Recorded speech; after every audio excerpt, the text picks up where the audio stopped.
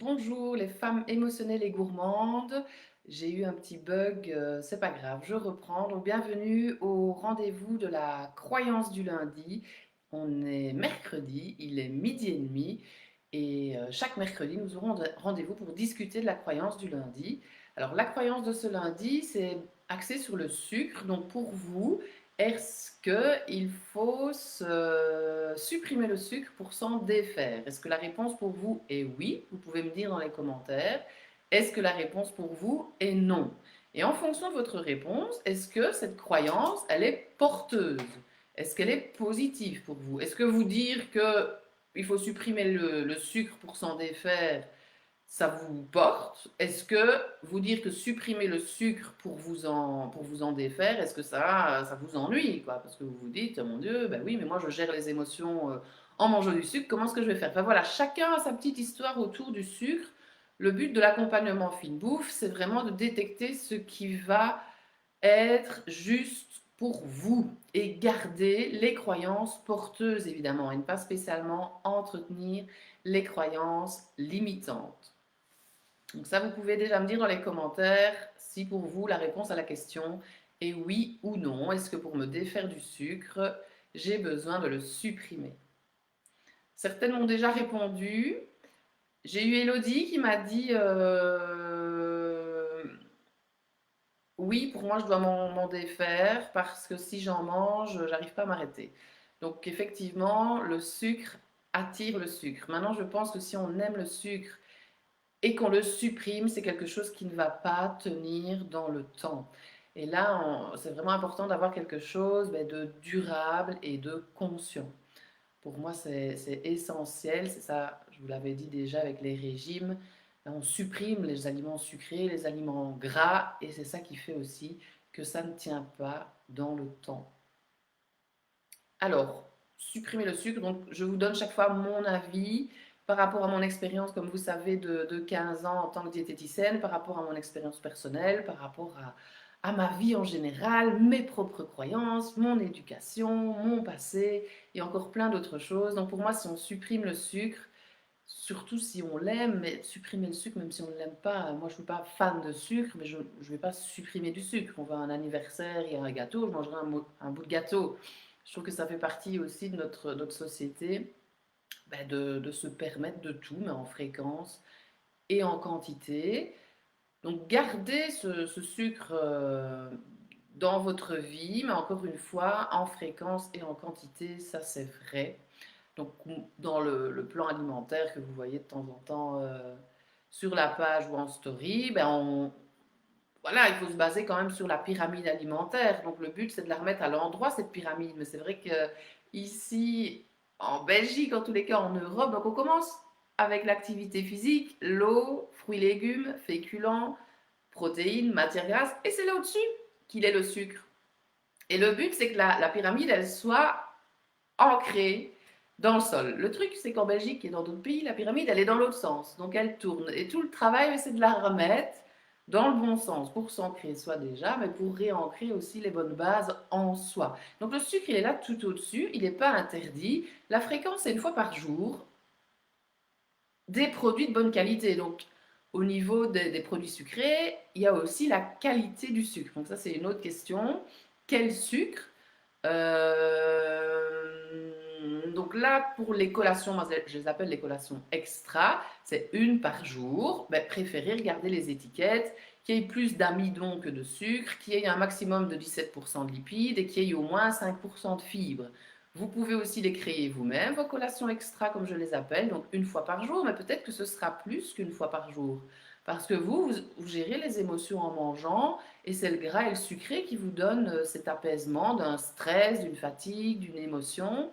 Donc, peut-être qu'au départ, et je donne toujours cet exemple aussi, j'aime bien, la patiente, elle en mangeait 30 par jour. C'est comme un alcoolique ou un fumeur. Les aliments gras et sucrés sont addictifs et vont vous donner vraiment des envies de manger et c'est difficile de le supprimer. Cette patiente, je rajoute toujours qu'après 1 an et demi d'accompagnement, elle ne mange plus de collation extra tous les jours. Donc elle s'en est défait parce qu'elle a analysé la situation, elle a compris le pourquoi elle mangeait du sucre et elle arrive à gérer autrement qu'en mangeant, mais aussi en mangeant du sucre, mais avec une plus faible fréquence.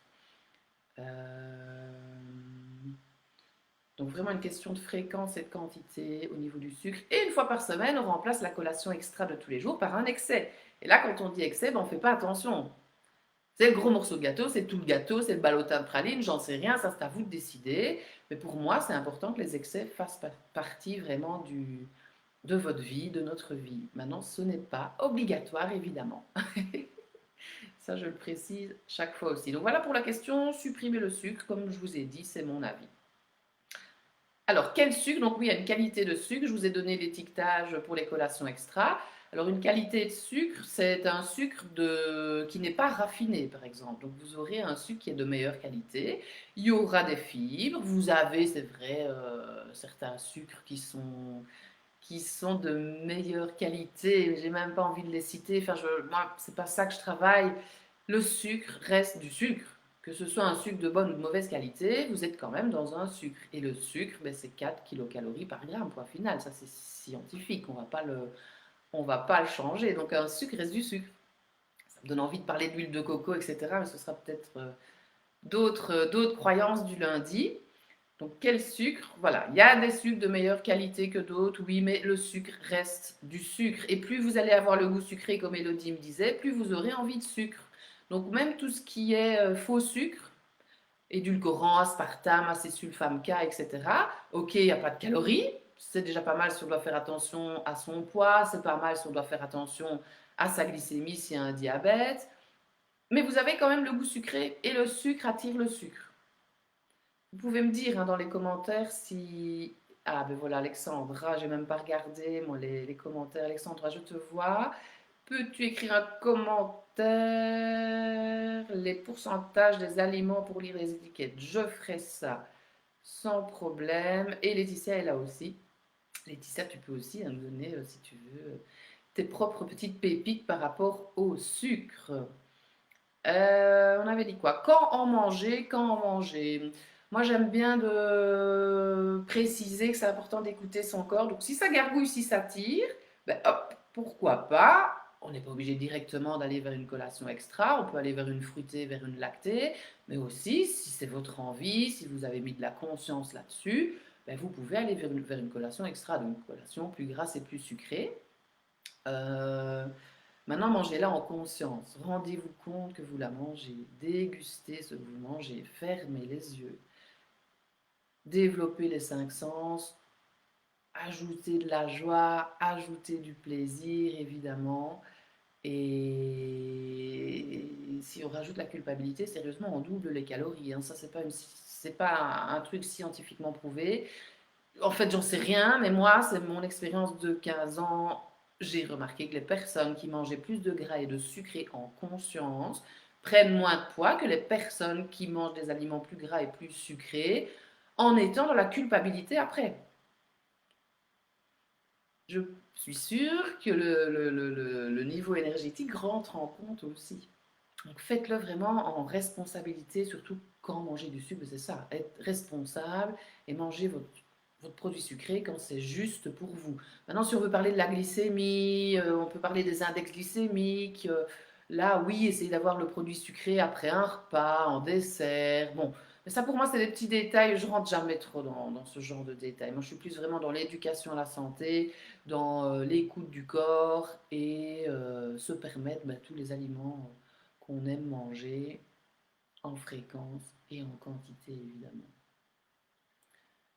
N'hésitez pas si ça éveille des choses en vous, vous me mettez un petit commentaire. Là, je les vois, ils sont juste à côté.